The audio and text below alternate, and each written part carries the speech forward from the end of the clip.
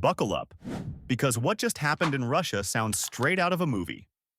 In the dead of night, the war that's been raging for nearly 3 years suddenly came knocking on Moscow's door. Explosions thundered through the capital, fire and smoke lighting up the skyline as Ukraine unleashed one of its biggest assaults yet, right in the Kremlin's own backyard. Despite Moscow being wrapped in layers of high-tech radar and air defense systems, Russia's guards seemed to be fast asleep. The attack hit hard and fast, catching them completely off balance. Videos from the city showed bursts of flame tearing through the night sky, the sound of blasts echoing across the capital. For many, it felt like a shocking sign that Ukraine is no longer just defending. It's taking the fight straight to Putin's doorstep. The strike began late on October 26th and rolled into the early morning hours of the 27th. Waves of Ukrainian drones stormed across the border, zeroing in on Moscow and other parts of Western Russia. According to Russia's defense ministry, 193 drones were spotted in total, an astonishing number. Officials claimed to have shot down 40 over the Moscow region alone, including 34 that were apparently headed straight for the city center. Other regions, Kaluga, Bryansk, and Tula among them, were also under fire, with dozens of drones reportedly buzzing overhead. Moscow's mayor, Sergei Sobyanin, confirmed that the capital was a key target. He posted updates throughout the night, assuring residents that the city's air defenses were working overtime while urging everyone to stay indoors.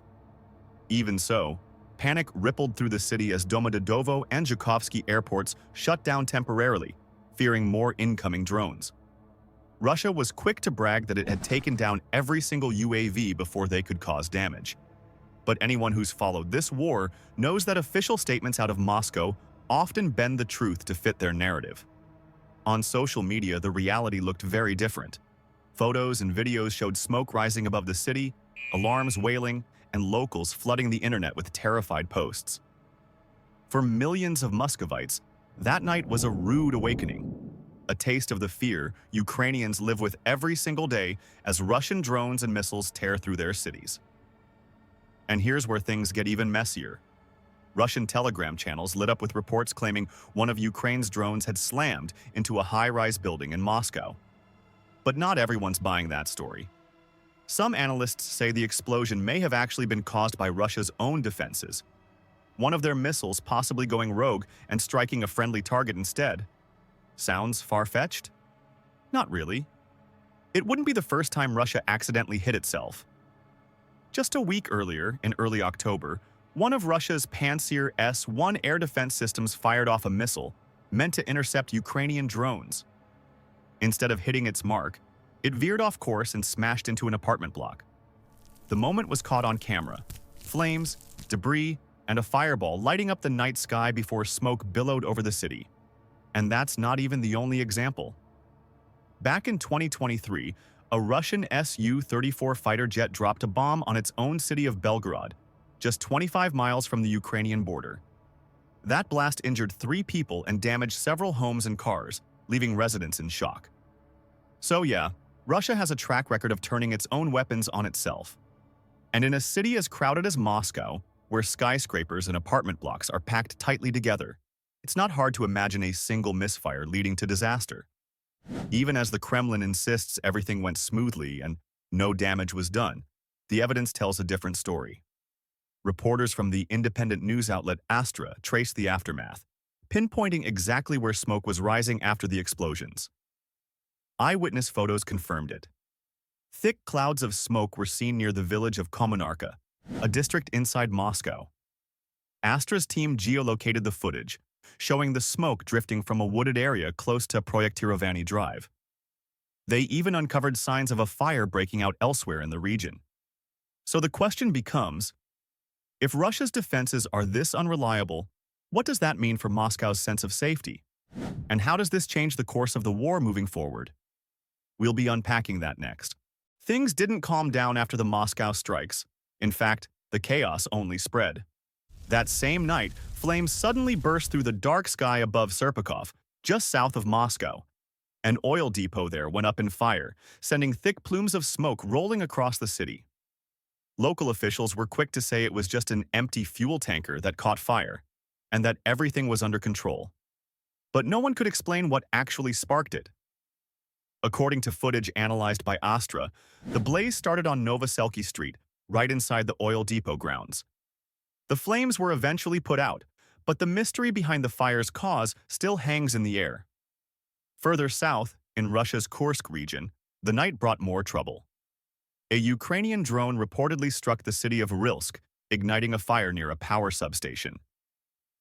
Firefighters managed to contain it, but not before part of a nearby home's outbuildings were destroyed. Then, things took a grim turn. In the Bryansk region, a small minibus was hit by what officials described as a kamikaze drone.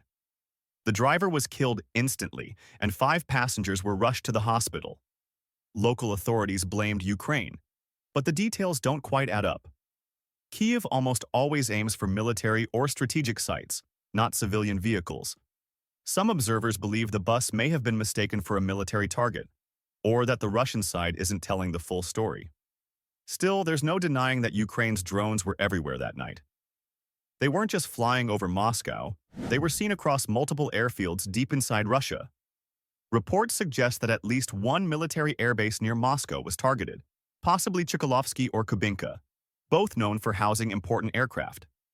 Explosions also rocked Tchaikovka Airfield and Kaluga Airport, southwest of the capital, sites linked to Russia's Tu-22M3 bomber fleet. No one's saying exactly what damage was done, but all signs point to another coordinated strike in Ukraine's long-running campaign against Russian air power.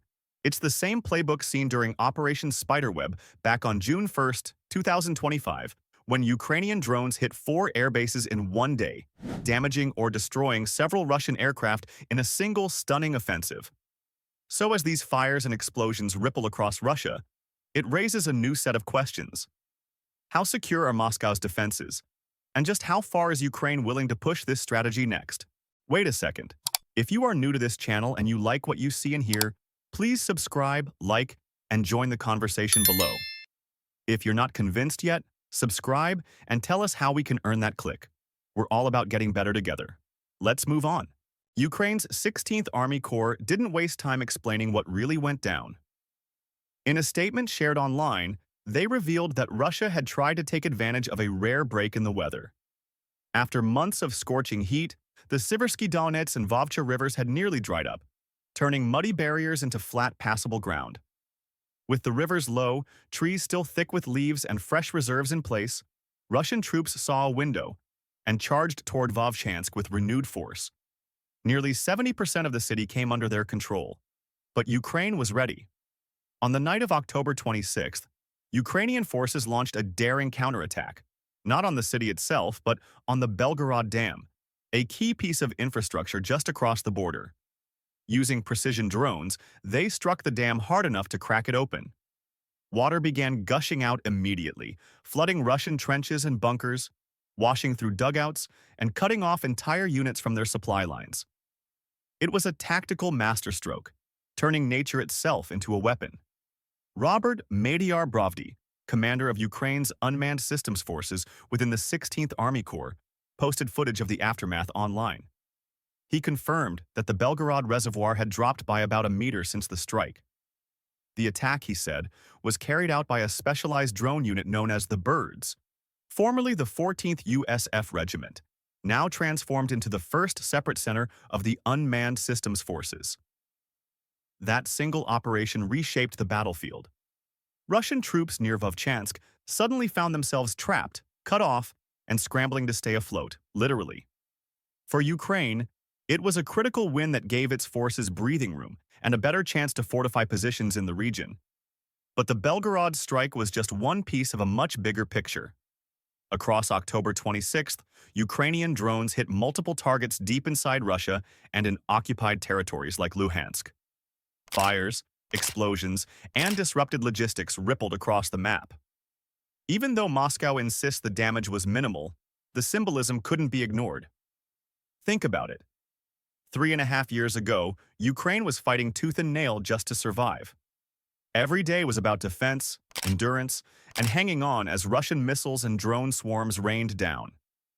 Back then, hitting Moscow itself would have sounded impossible. But now? Ukraine isn't just defending, it's striking back at the very core of Russian power. So what does this shift really mean for the next phase of the war, and how might it change the balance of fear between Kyiv and Moscow? We'll be digging into that next. Ukraine's strategy has shifted, and it's working. After years of fighting to hold the line, the country has now turned the tables. Its defenses are stronger, its drone forces sharper, and its reach extends far beyond the front lines. What used to be a defensive struggle has evolved into a calculated offensive, one that's now striking hundreds of miles inside Russia's borders. For the first time, the war isn't something that only plays out in the fields of Donetsk or the ruins of Luhansk. It's creeping into Russia's own heartland, into places once thought untouchable. And that's exactly where Ukraine wants it to be, right in front of the Russian people and, most of all, Vladimir Putin. For years, ordinary Russians, especially those in Moscow, were able to pretend the war was far away. Life in the capital moved on, almost untouched. Cafes were full, luxury stores stayed open, and the skyline glittered at night, a world apart from the devastation in Ukraine's east. The war felt like something happening on TV, not something that could ever touch them personally. But that illusion is cracking fast. As Ukraine's drones hum over Moscow's skies, dropping fire onto streets once considered safe, the sense of distance is gone. People are growing uneasy. Now, when Muscovites step outside at night, they glance upward at every faint buzzing sound.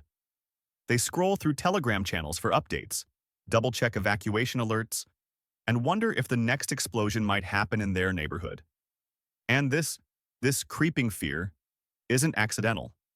It's part of Kyiv's deeper plan.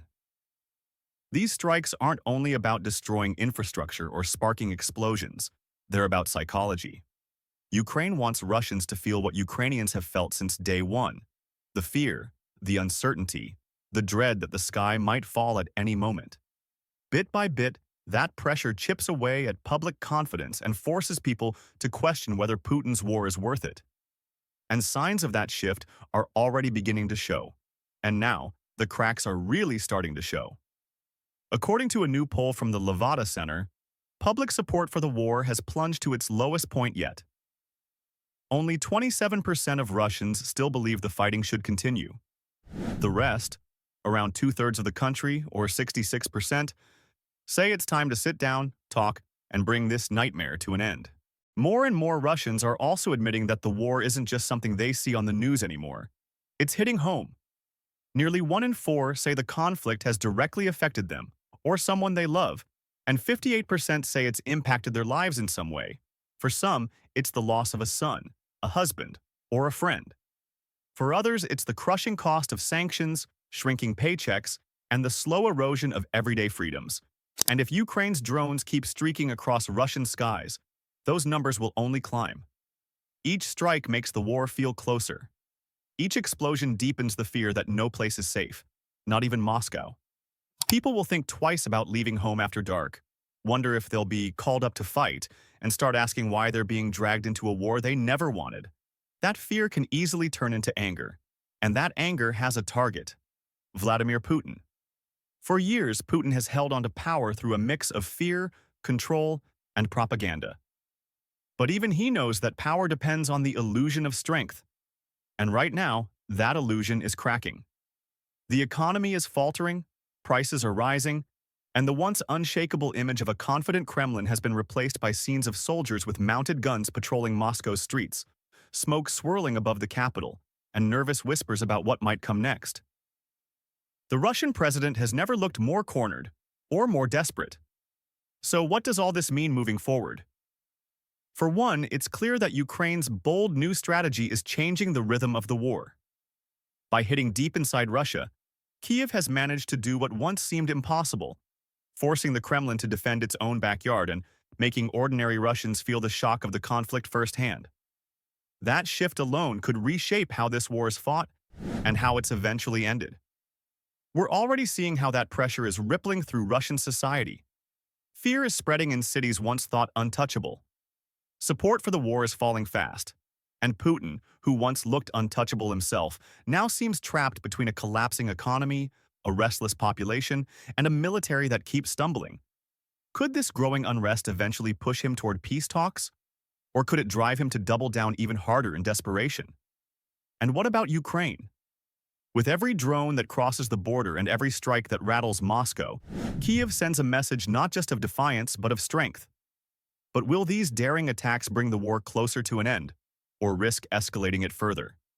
Those are the questions shaping the next chapter of this conflict, and ultimately, it's up to history, and perhaps to the people watching all this unfold, to decide where it leads. So what do you think? Is this the beginning of the end for Putin's war, or just the start of an even more dangerous phase?